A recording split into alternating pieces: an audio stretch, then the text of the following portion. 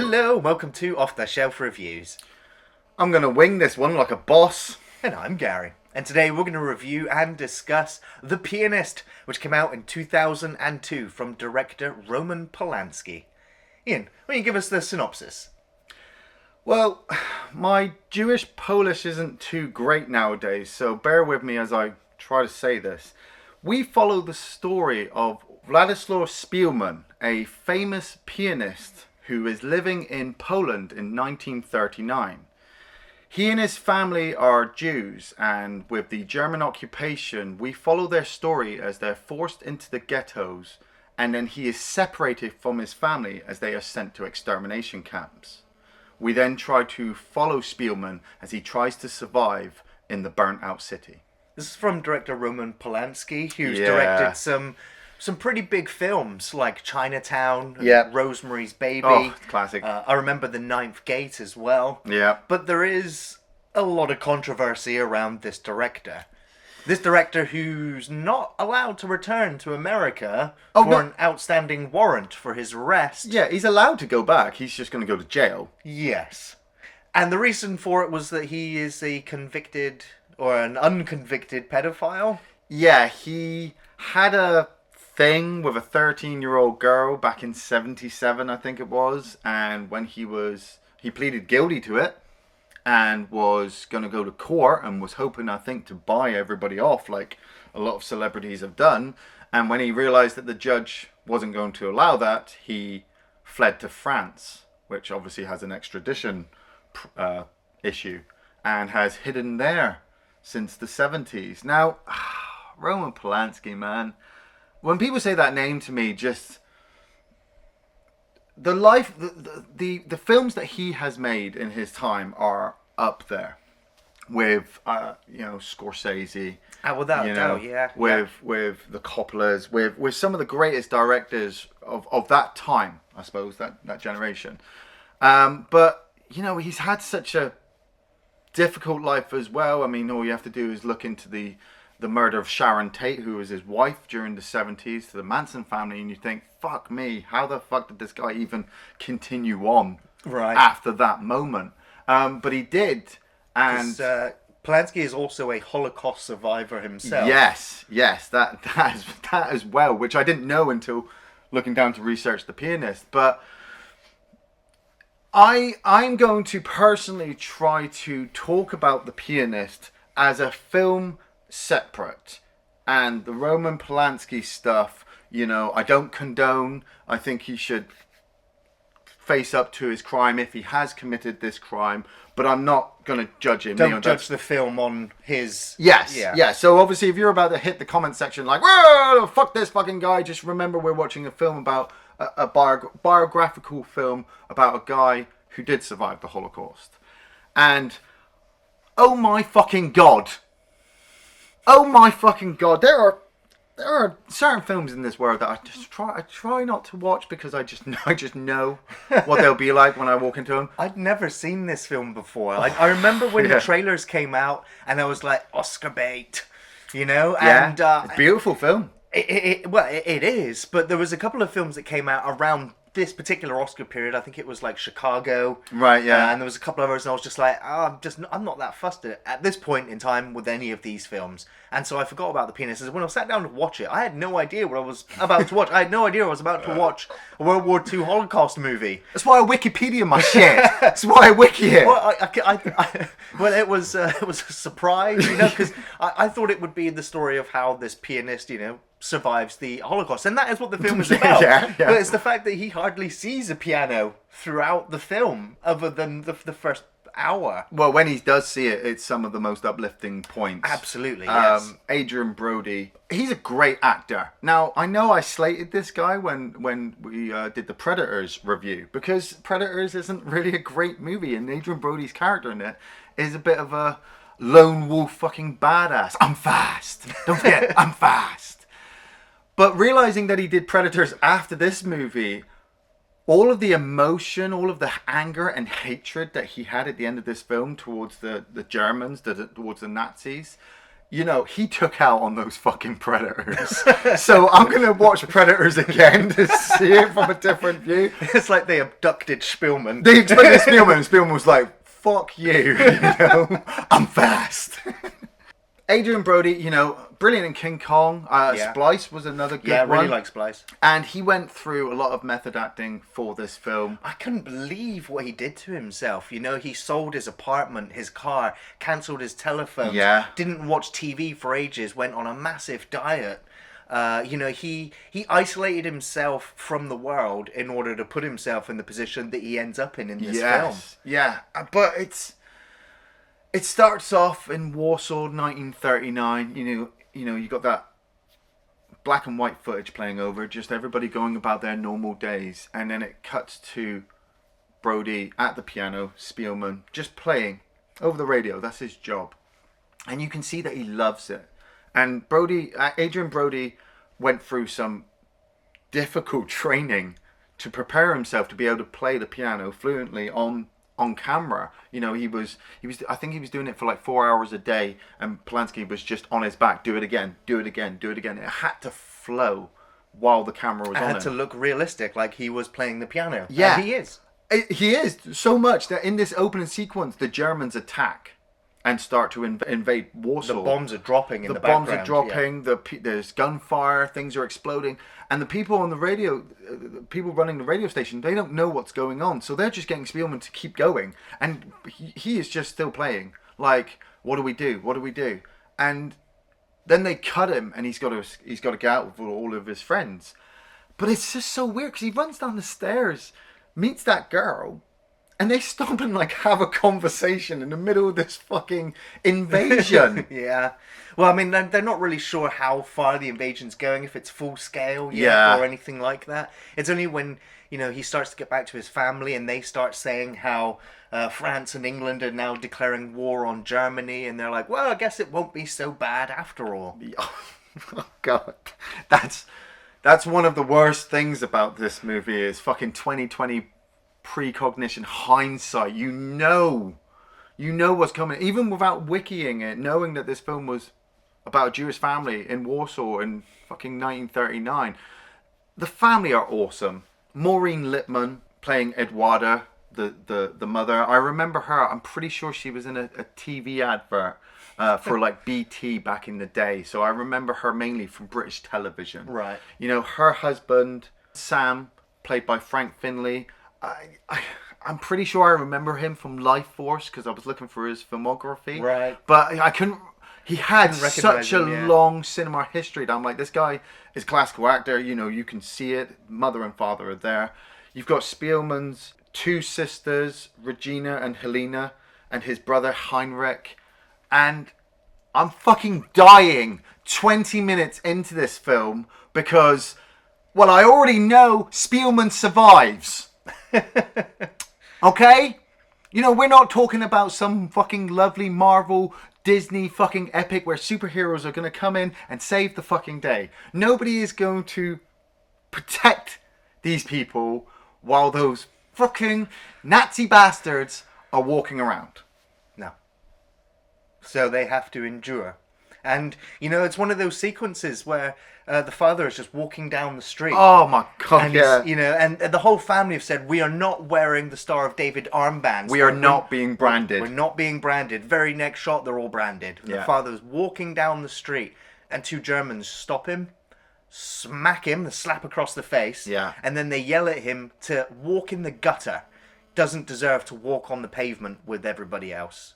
And this was all happening before the real, you know, atrocities occurred. It was, you know, they ramped it up. They escalated it. You cannot have X amount of money in your house. So this family who are desperately trying to work to feed themselves, but they can't because the Germans are stopping them from going into cafes, stopping them from going into parks, you know, stopping them from sitting on a bench and talking. You know, it took me back to Fist of Fury with Bruce Lee. Right. You know, how he walks up to the park and the guy's just like, you can't come in here because you're Chinese. And I'm just like, I want Bruce Lee to come along and just start kicking people in the fucking face.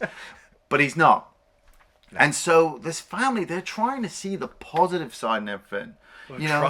Trying. We're gonna get better food. We're gonna get better jobs. And like Gary said, it just gets ramped up that you're just... The mother's in tears at one point on the bed because they've only got 20 pounds or whatever it was left to their name. You know, they've come from 5,000 all the way down to 20. So they have to sell Spielman's piano. Yeah. Manages to sell it for 2,000, which is the maximum this guy's offering. And of course, it's worth a lot more than that, but they're desperate, so they have to sell any possessions they've got in order to survive this far. Yeah. They give them a year, I think, or like 8 months. Yeah. To go, we are moving all of the Jews from here to here. Yeah. And if anyone is not in there within that time period, there'll be grave consequences. You know, they're going to be shot and killed. Yeah, we're going to be, yeah. And so you see the march of them. What little they could carry, they were forced into these ghettos and then walled in and then starved some more. Yeah. There are horrible sequences where you see a woman who has just managed to, with whatever she had left, to procure a tin of baked beans or some soup. Yeah. And she's walking away with it, and somebody else who's worse off than her wrestles her with it, and everyone just watches. You know, they're not getting involved. It's when he drops it on the floor and he starts eating it from the floor. He's floor. that hungry, you know. And I think in the same shot you can see a dead body. Oh yeah, over in the side. It's just left there. Nobody's moving it. Nobody's coming to collect these bodies. They're just dying in the street. It's the old lady as well. She pops up like twice, doesn't she? She's looking for her lost husband. Looking for a lost husband. Spielman's family are all sat having dinner, and you know things have just been gradually getting worse and worse before they move into the ghetto. But they're just trying to live. They're just trying to get along with it, which is one of the hardest points to get through the film. That, you know, instead of fighting back, which you know will probably inevitably be their deaths, you know, they are just living with it. They are being forced like cattle. You see that fucking sequence with the tram line, you know, and all the Jews are on one side and all the Germans on the other, and they're being forced to dance at gunpoint by the fucking soldiers. But anyway, back to my point. The family are all sat there barely surviving on soup of vegetables and potato. And Heinrich decides to tell a joke because they don't want any serious talk at the table. Oh, God. And he details about how a doctor was brought in from outside the ghetto. He's brought in to help a family. And the German SS find out about it. And while this doctor, who is performing this operation on this Jew, while he's doing that, the SS come in and they shoot everybody, including the doctor. And I'm sat there, I'm like, how is this fucking funny? This is just so awkward to sit through. And Heinrich laughs and goes, well, it's funny because they shot the Jew on the table and he was under anesthetic, so he didn't feel any pain. And I'm like, fucking hell, that's where we are at the moment. We're not even an hour into this movie yet. What's the matter with you all, huh? Huh? You lost your sense of humor? It's not funny. They then hear a truck pull up outside, and so they douse all their lights to see what's going on. And they watch this squad of Germans walk into this building across the road from them, walk all the way up to this other Jewish family who are sat and all having lunch. And the German captain, I suppose, Mr. fucking Top Dog Dickless over there, fucking forces them all to stand. And because one of the family cannot stand because he's in a wheelchair, Dickless piece of shit orders all of his buddies to pick up the wheelchair and throw the man over a balcony.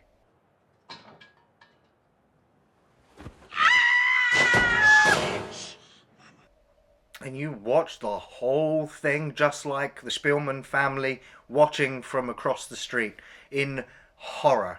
I mean, you see the family reaction. It is horrific. Yeah. And you know, That could have been them. It could have easily been them. It happened over and over and over daily to this community. Yeah.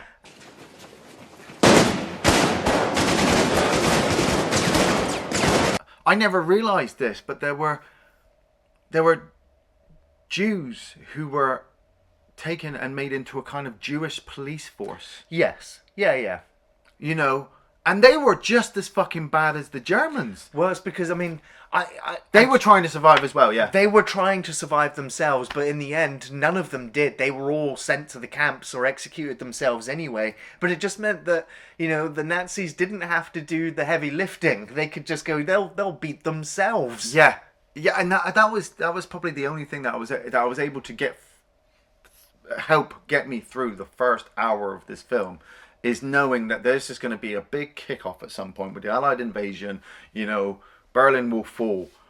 We're only 31st of October 1940 when they're actually all moved into the ghetto. Yeah. You know, Now, and he's still with his family at this point. He is still with his family, but the family did reject an offer of work to go and work for the armored police, essentially. Yeah. But they declined it. They were like, no, we're not doing that to our own. Yeah. And you do see that character pop up a few times because Heinrich is about to be sent off. Yes. But he manages to save his brother thanks to the recognition of this officer. Yeah. He was borderline that officer. You know, I didn't catch his name, but it was the fact that he was trying to help all the way through. Yes, some of the things he was doing was fucking harsh. You see him outside their police station just beating people with batons. But it's like he's playing up with that. Yeah. You know, he's doing that so he doesn't just get fucking shot. Right.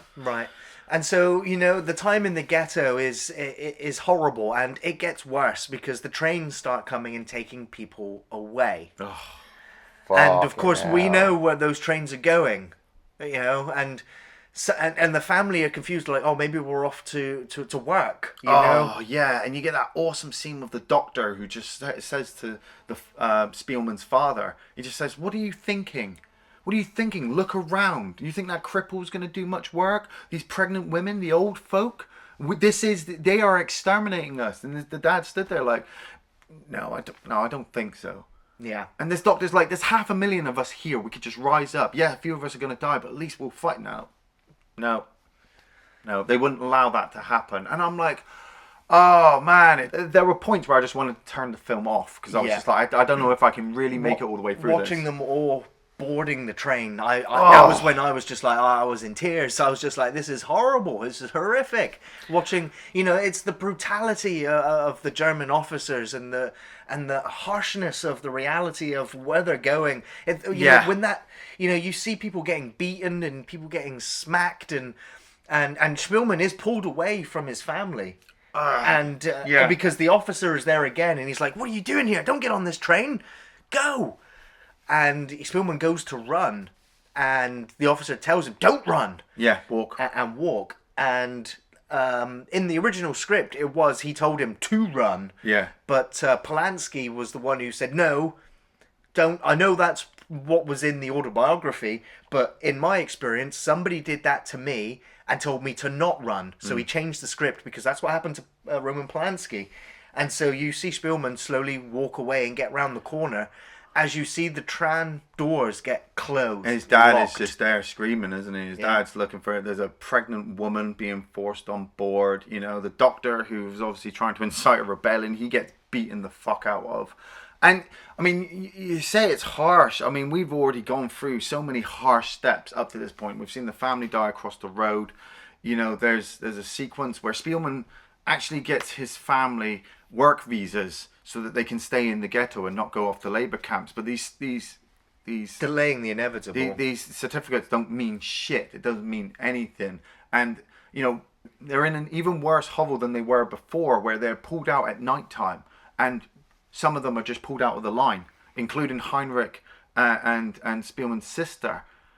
And this lady, she just turns to the German soldier and she says something to him, and he just shoots her in the fucking face. Yeah.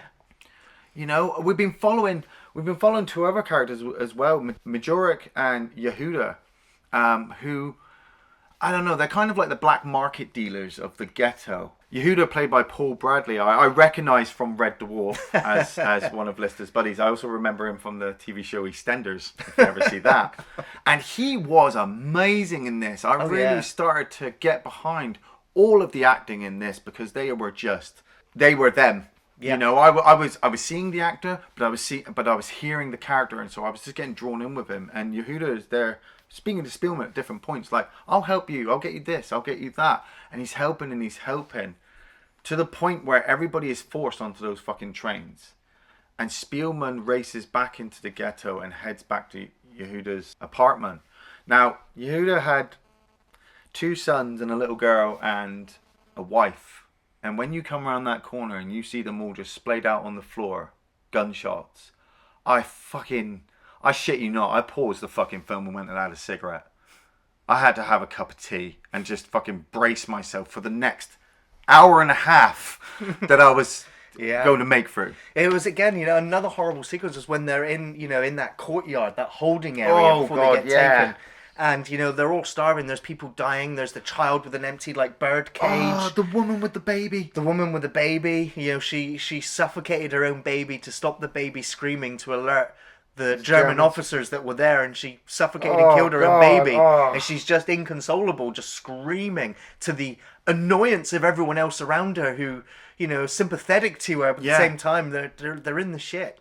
And then there's a child going around selling small caramel sweets. Yes, I'm glad you brought that up. And but £20 a sweet, and the father gets a small knife and he cuts it into 6. It's the last meal Spielman would have. For a while. Well, no. What I mean is the last meal we'd ever have with his family, because prominent moments kept popping up where they were sat around having a meal, eating and stuff, and then this is the very last one before his family are shipped off all onto that train, and that train ain't coming back. Well, it is. It's coming back empty.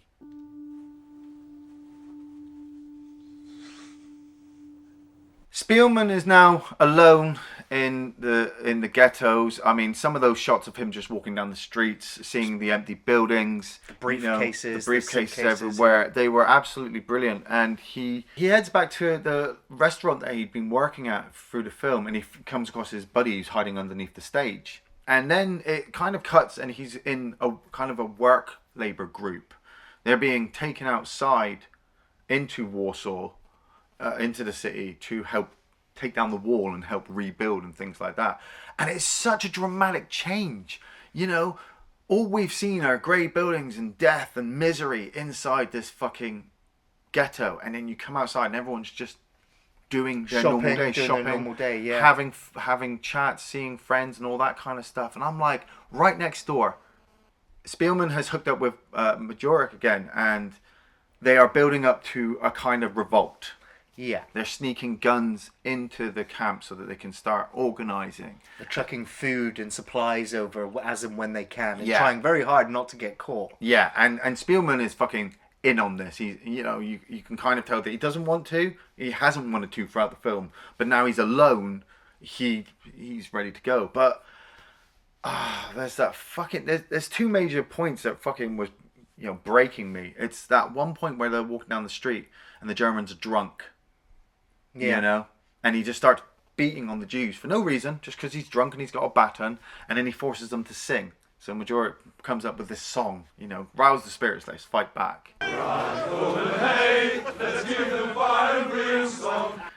But after you've seen also 2 guys buying bread, I think they were, when they were out on a group excursion, I suppose, the whole line is stopped.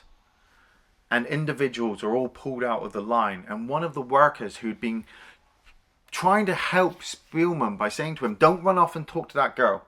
Yeah. Don't run off. I know you recognise her, but you cannot go off and speak to that girl. Because she will be hung just for talking to you. And you'll be fucking shot.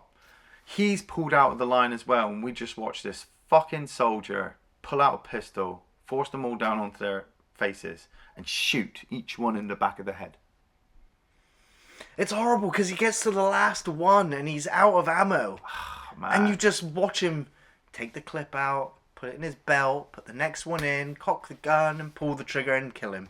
It's like, oh my God. Yeah.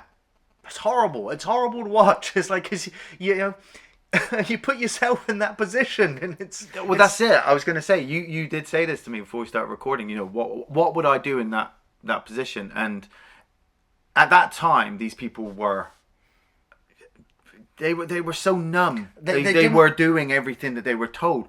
But at the same time, what would come up after is the fight back against this. This is kind of why genocidal maniacs in the world nowadays do it secretly and hide it. Yeah. You know, because they don't want to get found out because they'll get their fucking teeth kicked in. I didn't realize. I mean, the Soviets apparently could have come and helped them earlier, but they were like, it's during the Poland rebellion. Yeah, but they were like, it's not a communist revolt; it's a Jewish one, so we're not going to help them. Yeah, we're just going to let that play out and then see. And it's just like, oh, that's also because Stalin wanted the land as well. Let them all fucking wipe themselves out. We'll take and obviously the Allied forces were quite some time getting there. Yeah, and that's it. You know, there's so many focal points. Somebody said to me as well about the Star of David. It wasn't actually a German idea. It actually came from the British, and I was like, really? I've got to look that up. But I am also a firm believer that shit doesn't just happen. Shit is fucking organized into a position. Hitler didn't just fucking end up in power and construct the final solution from his own mind. There was a group of people who were like, yeah, we don't like Jews. Oh, well, now we've run out of Jews. What do? Well, we don't like Poles. Well, we don't like anybody who isn't blonde hair, blue-eyed, and fucking, ready to put their hand up at a certain angle. Well, fuck you. So Spielman, after spending this time in the ghetto and in the workforce, he's like, how do I get out? I need to get out. Yeah. How do I get out? And he, of course, recognized this other girl, and he slips a couple of names.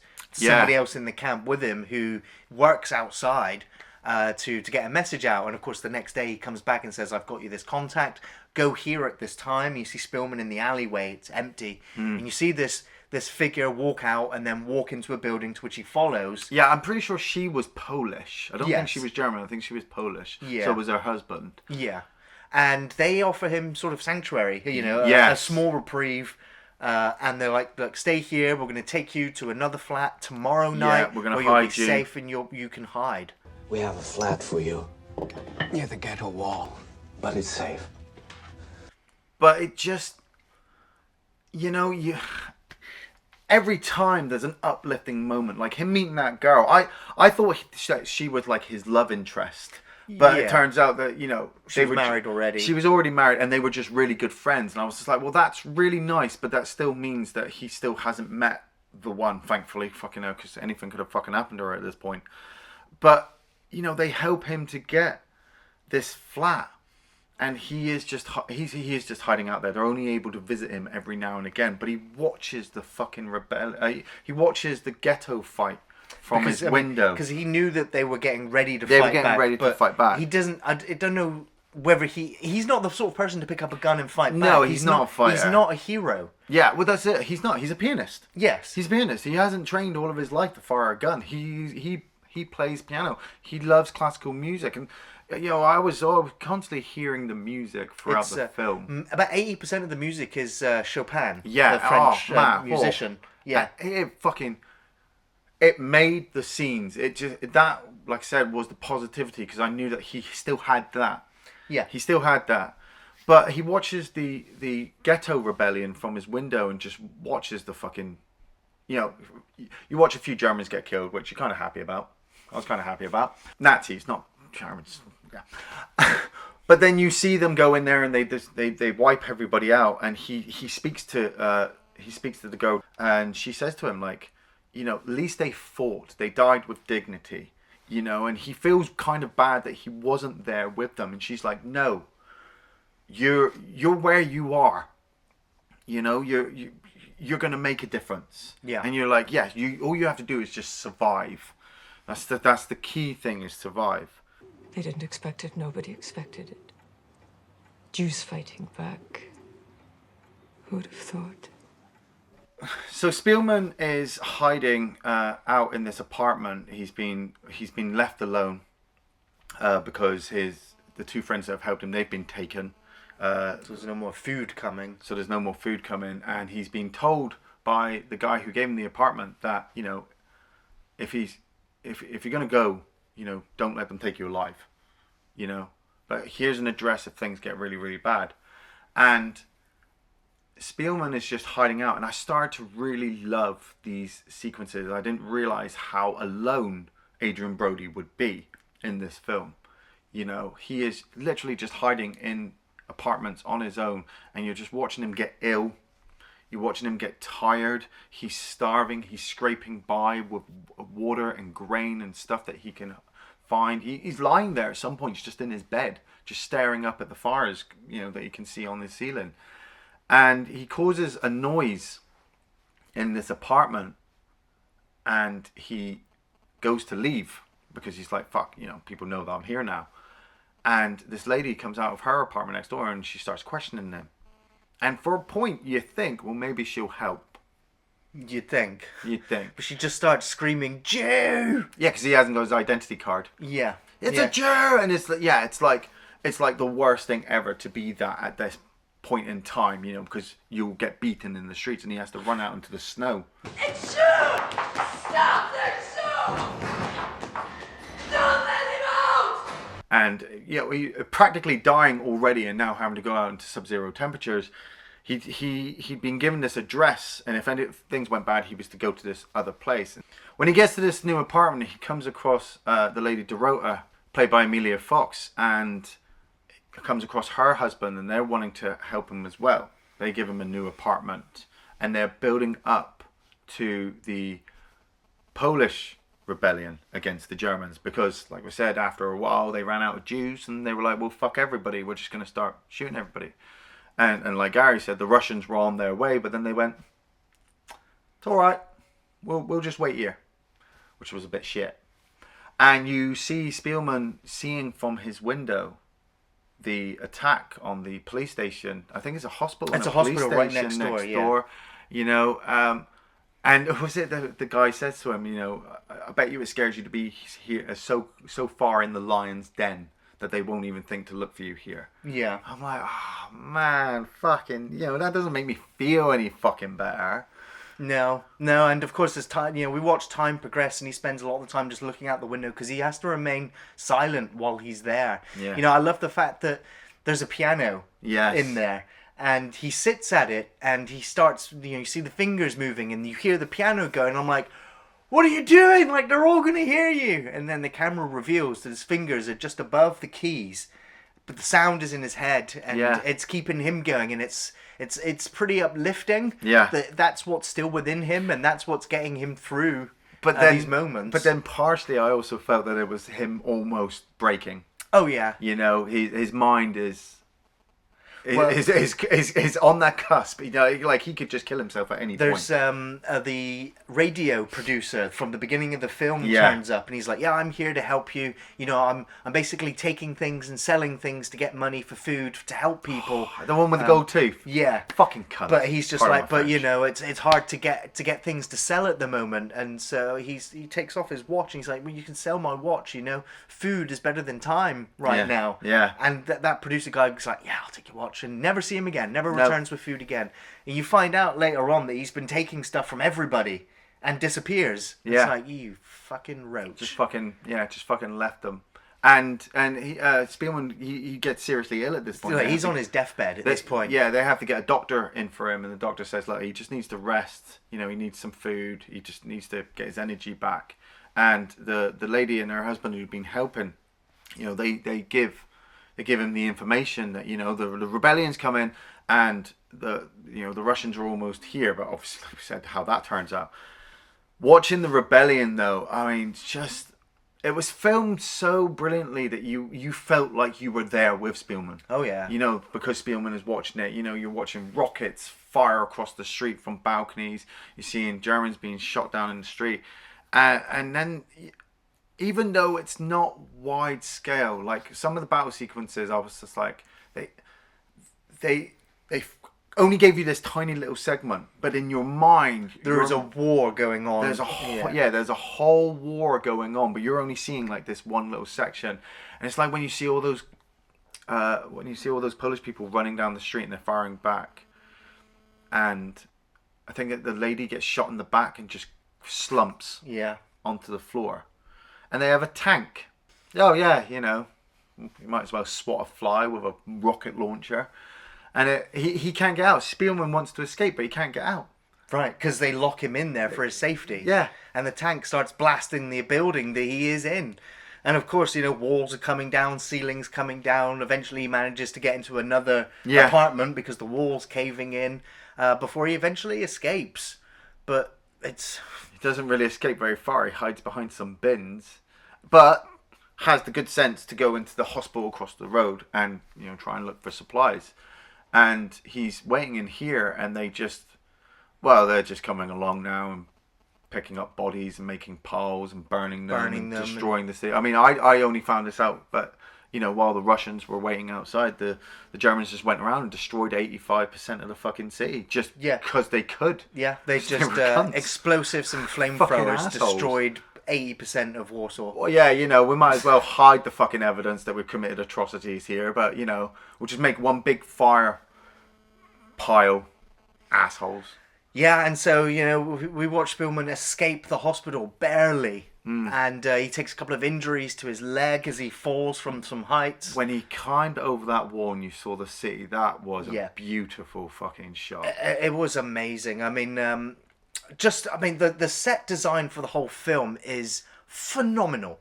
Like, they actually went to Warsaw to film this. Yeah. And, you know, a lot of the people, a lot of the residents there, they really didn't mind, you know, the late night filming and all the noises that they were making because they knew the history and they were like, they were proud. They were like, you make this. Yeah. And but the extra building extensions that they made to make the streets, to make everything.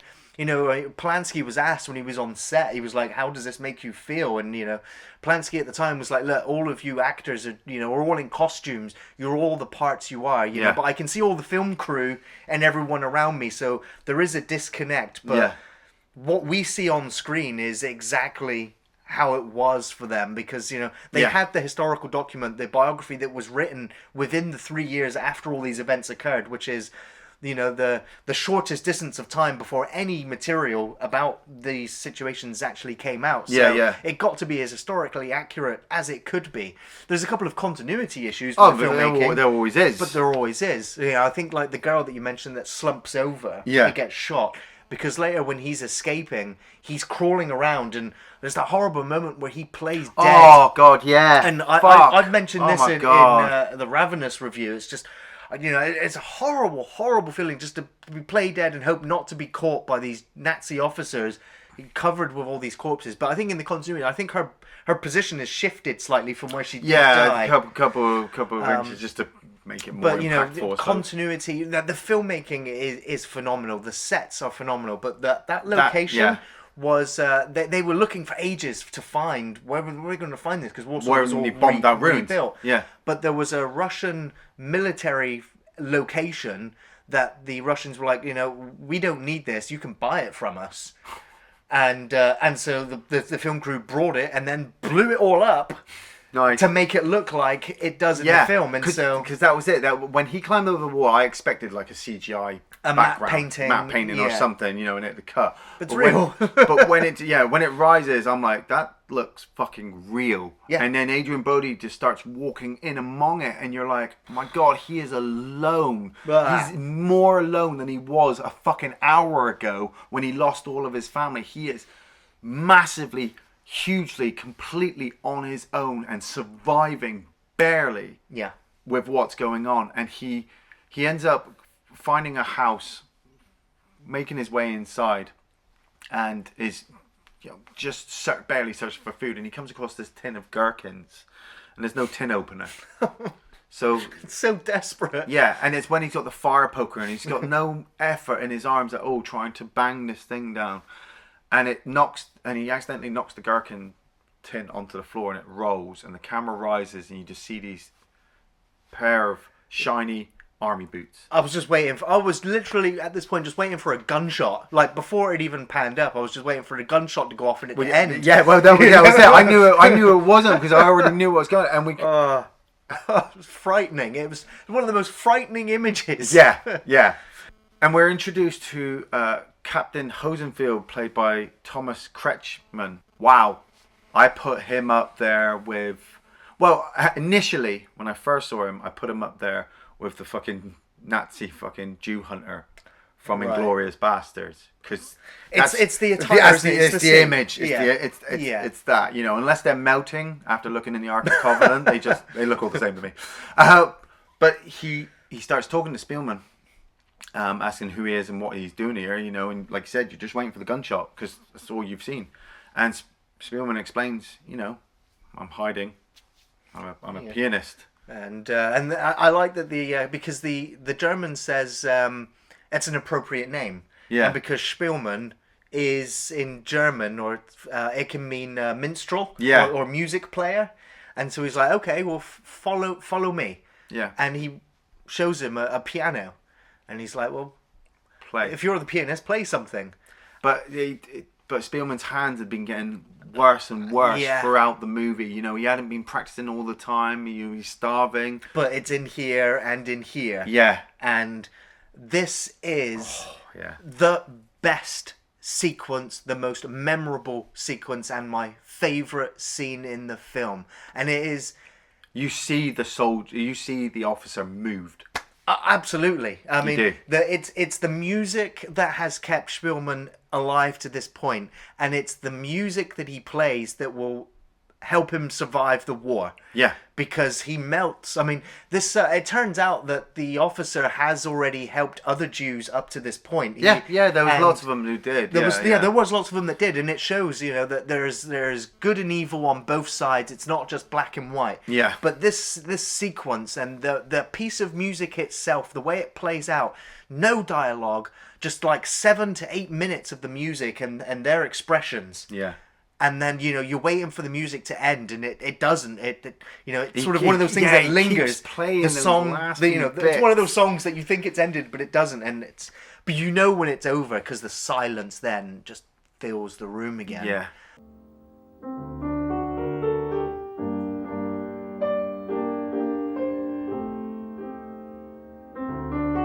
Hosenfield gets Spielman to hide up in the attic because they make that fucking house into like a HQ because the Russians are attacking. Yes. And so the next shot that we see is of Hosenfield coming into this house with all of his officers around. And it really struck me as well how little things in the background can really make your view switch so quickly. And it's the part where Hosenfield walks in. Like I said, initially I'm like, he's a fucking bastard. All I've been seeing is nasty Nazi bastards all the way through this film. He's going to be the next one. But he's not. He's moved by the music. He's signing these pieces of paper because that's his job. And you see that picture of his family. And I'm like, fuck you, movie.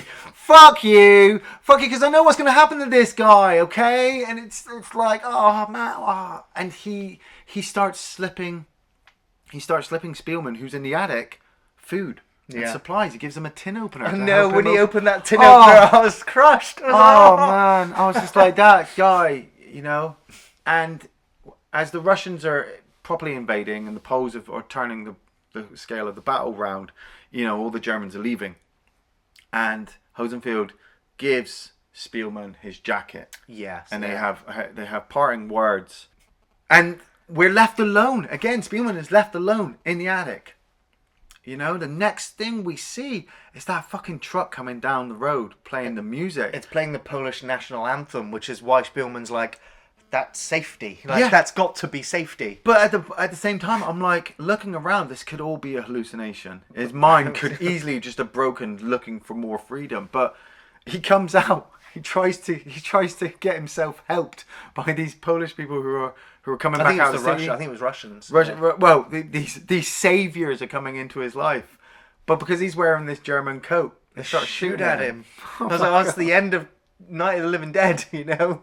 But there's such poignancy as well, where the soldiers just like, come out, and he's like, I'm Polish, and they're like, why are you wearing that coat? And he's like, 'cause I'm cold. Why the fucking coat? I'm cold. But yeah, you know, he's saved. He's pulled out of there. He is liberated from this nightmare and to a full recovery. Yeah, but we get that extra shot, don't we, where you get all the other Jews coming back from the camps. Yes, they're all being freed. Yeah, they're all, their heads are shaven. You know, they're wearing those black and white uniforms. They look broken. They've seen some shit. And you see all the German soldiers in that little fenced off area. Yeah. And three of the Jews, one of them I think is the producer, or at least somebody who knows Spielman, because he starts giving them shit and telling them that you took everything from me and now you're gonna fucking burn and fuck you, and obviously not as colourful as I'm putting it across. And we see Hosenfield in the group, and he comes up and says, look, do you know Spielman? You know, do you think he can help me because I helped him? And the guy's like kind of in shock, like, how do you know Spielman? Yeah. You know, how what's your connection? Okay.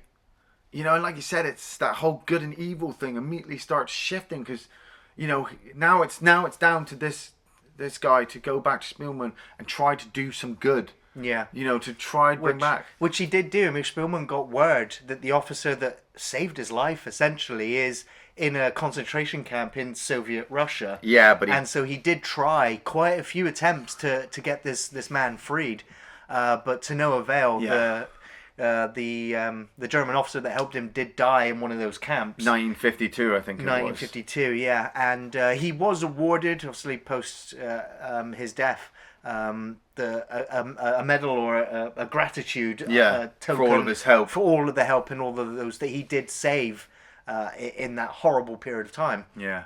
So there is some grace there, but obviously, and you know, it's people that did horrible things got away with it, and people that did good things, you know, suffered. It's yeah. What do we say? I mean, we do, like you said, we follow Spielman playing with that large orchestra at the concert. end. Yeah. You know, he lived until he got 88 married, years and he got old. children, and he only died. You know, he died quite in late, 2000. So which is remarkable after what we've literally just gone through. You know, it was only 2.5 hours for us, but for him it was like 5 a years. 5 fucking year period. You know, and it yeah, that's it's gonna stay with you for quite a while. Which is, you know, my favorite scene is the most uplifting, heartwarming, you know, part of the film, and that is when he's finally playing that piano at the end to the German officer. It's you as an audience member get to release so much at the same time after you've been through so much. So that's going to be my one favorite scene. Yeah. Of course, there's parts of the film that you will forget about because they are so horrible. Yeah. And you don't want them. You don't want to remember them, but this film it's going to stay with you. You will remember it. So I don't know if you have any other. All of my favorite scenes are just moments in the movie that I was just like, yeah, I need to remember that. I need to put that down and put it across. I mean, it's my first favorite scene. It's the stuff with the family, you know, when the Germans have just initially invaded and they're reading it on the news and they're hearing it through the radio, and I think it's the father who turns around and says, "Don't worry, all will be well." And I was just like, harsh reality is going to fucking kick in, or it's already kicking in for me. You know, you guys have still got a journey to go through, and you know what? Fuck it, I'm on it with you. You know, I'm not scared to fucking back down anymore. You know, I'll fucking be there with you. You know, my second favorite scene was when they start getting the Star of Davids out, and like we said, the daughter is stood there and she's just like, "I'm not wearing it. I will not be branded by this." Oh, and I think it's Spielman. I think it's Adrien Brody's character who says, "Don't worry, they won't make us wear it." And the very next shot is the father walking down the street, and I'm thinking, is he just doing it because he's being told to, or has he properly been forced now? He's probably seen someone be shot or worse for not wearing one. Exactly, you know? exactly. My mind just starts racing, and then he's being fucking beaten around and forced into the gutters by the fucking soldiers. There is one other memorable sequence which you know, you don't realize the harshness of it. Partly you do. It's when they're walking towards the trains and he's walking with his sister. Yeah. And he just turns to her man. and says, "You know, it might sound a little strange, but I wish I knew you better." And she just says, "Thank you." Yeah, and it's the last thing they ever said to each other. And it's just like, oh man, fucking hell, man. The joke at the dinner table, and then the whole attack after that. I know it shouldn't. I know I really shouldn't put it in the favorite scene category, but oh my fucking god, the acting was all on point. You know, the Heinrich just laughing that was the situation. I was just like, yeah, that's what you do, isn't it? When you see a fucking horrific, atrocious act, you kind of try to see the silver lining on it all, the joke. But then watching the family across the road just being brutalized, thrown out the window, and then shot in the middle of the street. And you got that fucking guy, sorry, I just remembered, you got that fucking guy who's lying in the street pleading for help, and they just drive over his legs. Oh, yeah. Well, they swerve to make sure they hit all the bodies on the way Yeah. out. Why? What was the fucking point? Favorite scene 4 is calm down. Sorry, is when Spielman meets up with Yehuda on the bridge, and they're looking. He's trying to get contracts for his whole family so that they can stay in the ghetto because they don't want to get on the trains. And he's got one for everybody apart from his father. And Yehuda's like, "Come, I'll help you. Look on the bright side. You've gotten luck today. I can help you. Me and Majora, yeah, we'll sort you out." And they sort it out, and it fucking means nothing because they all get forced onto that fucking train anyway, and you see what happens to Yehuda's family. I mean, yeah. Being pulled out of the line by that Jewish police officer, oh my god. I didn't know if to fucking laugh or cry, be happy or sad. He's fucking running down trying to scream to his family, and then he gets knocked to the floor and told to just go. And he just goes. And it's beautiful as well because you just see the door shut. Yeah, the lock go down. And there's a kind of like, that's it in the film. That's it for that family. You know that they're done. You know everybody on there is dead. So just watch the train go and watch Spielman walk off. The fat German giving the Jewish workforce the fucking speech about how we're so nice, we're going to let you out for a bit. Isn't that good of us? We're going to let you out, going to pick up some potatoes, go get some bread, maybe sell some, because you Jews, you like making money, don't you, you fucking fat piece of shit. I really hoped that we would come across and see him die at some point, but I just have to live with the fact that hopefully he did. Isn't that something where your Jews are good in? Make money? And my last two favourite scenes, I know Gary brought it up earlier and really, really didn't like it, but it was the playing dead in the street. I thought that was just a brilliant idea, just to try and stay alive, was to play dead. And the last favourite scene is that beautiful shot of Adrien Brody walking down the bombed out Warsaw, or the bombed out Russian buildings. Yeah, it was beautifully shot, it was beautifully made, it looked real. I was so in the film at this point that I was there with him. Oh yeah. Now here's an interesting thing that you might not be aware of it when you're watching it, right. But the effect it has on you is definitely, you definitely feel the effect of it whether you're aware of it or not. Yeah. Is that if you look at the beginning of the film, there is so much color and vibrancy in all of the sequences. Yeah. By the middle of the film, you notice that the colors are drained out, and by the end of the film, it's almost black and white. Yeah. The color just drains out of the film. It drains out of Adrien Brody's character. It drains out of the audience as you're watching it, and I was like, it's just great filmmaking from the cinematographer to the editor. I love the fact that the camera work in the film is so minimalistic. It's not doing fancy tricks. They're not showing off. No. It is so simple, just simple pans and just simple focus on the character. Yeah. They let the characters do all the work for you. Yeah. It's the performances and the way that they let the performances take center stage. You feel that. It's little, like I said, little moments, like you said about him playing on the piano, but then he's not. It's all in his mind. I liked that bit when the tank attacked, and when it blew open the wall, the sound just went, and you just had that ringing being played over the audio, because that's what Spielman's hearing.